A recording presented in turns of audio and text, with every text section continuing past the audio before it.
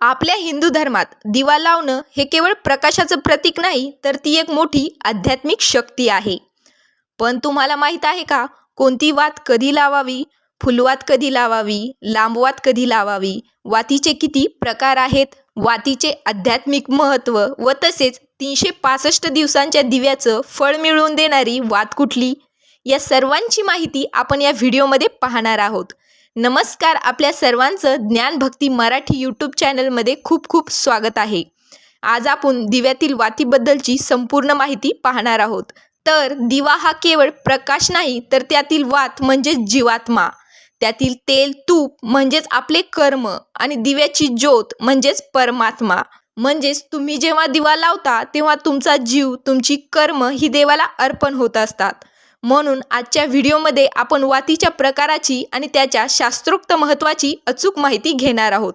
म्हणून हा व्हिडिओ शेवटपर्यंत नक्की पहा. आता आपण वातीचे मुख्य प्रकार पाहू. प्रामुख्याने प्रत्येकाच्या घरी फुलवात आणि लांबवात ही असतेच. आपण रोजच्या देवपूजेत या दोन्हीही वातीचा वापर करतो. तसेच आणखी काही वातीचे प्रकार आहेत. तर पहिला प्रकार आहे फुलवात. सुरुवात करूया सर्वात जास्त वापरल्या जाणाऱ्या फुलवातीपासून. फुलवात ही आकाराने वरच्या बाजूला निमुळती आणि खालून गोल आकार असते.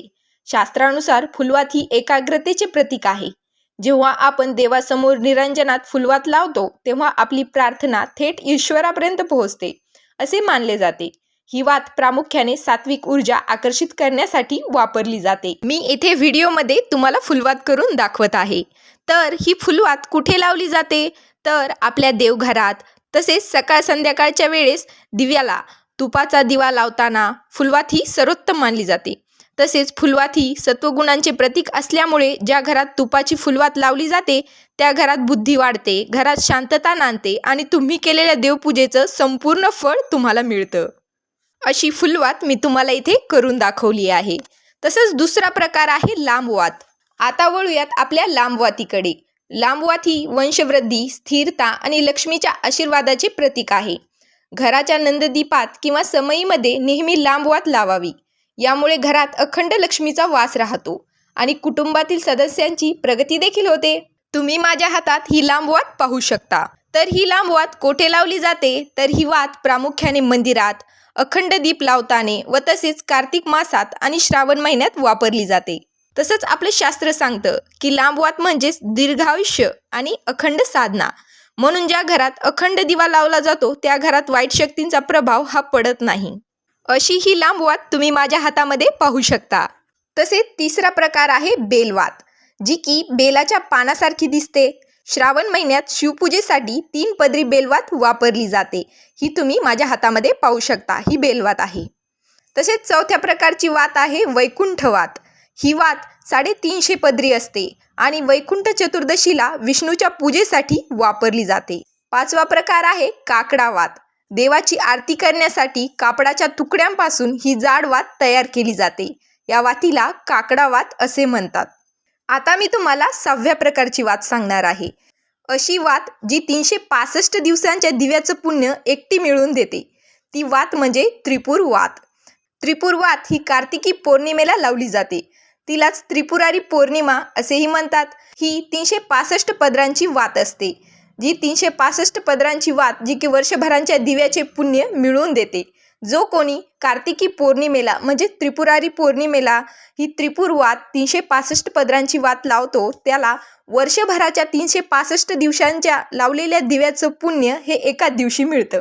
या वातीचं नाव आहे त्रिपुर वात. आता पाहूयात कोणती वात कुठे आणि का लावावी. तर घरातील देव्हारा. रोजच्या पूजेसाठी फुलवात किंवा लांबवात. नंददीपासाठी 5, 7 किंवा 9 पदरी लांबवात तुम्ही वापरू शकता आणि फुलवात देखील वापरू शकता रोजच्या देवघरातील देवपूजेसाठी. तसंच कुलदेवीची किंवा शक्ती उपासनेसाठी, देवीच्या उपासनेसाठी लांबवात लावणे अधिक फलदायी मानले जाते. तसेच शिवशंकर आणि शक्तीच्या प्रसन्नतेसाठी कधीकधी एक गोल वात आणि एक लांब वात अशी जोडीने वात लावण्याची प्रथा देखील आहे शिवशक्तीच्या प्रसन्नतेसाठी.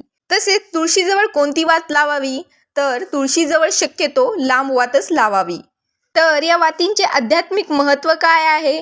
शास्त्राप्रमाणे एकेरी वात ही आरोग्य आणि मानसिक शांतीसाठी लावली जाते. तर दुहेरी वात ही पती पत्नीमधील प्रेम आणि कौटुंबिक समृद्धीसाठी लावली जाते.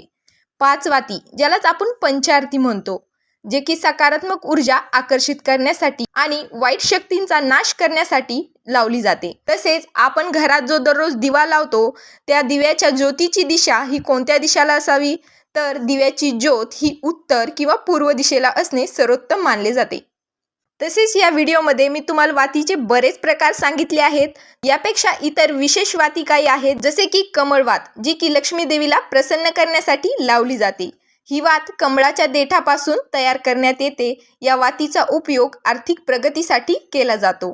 दुसरी आहे केळीच्या फायबरची वात, जी की पितृदोषापासून मुक्ती देते आणि कौटुंबिक शांतीसाठी ही केळीच्या फायबरची वात लावली जाते. तर मंडळी, दिव्याच्या वातीबद्दलची ही पारंपरिक माहिती तुम्हाला कशी वाटली ही कमेंट्समध्ये नक्की सांगा. जर तुम्हाला हा व्हिडिओ आवडला असेल तर लाईक करा आणि आपल्या मित्रपरिवाराला शेअर करायला विसरू नका. भेटूया पुढच्या अशाच एका माहितीपूर्ण व्हिडिओमध्ये. तोपर्यंत आपल्या ज्ञानभक्ती मराठी चॅनलला सबस्क्राईब करायला देखील विसरू नका. धन्यवाद.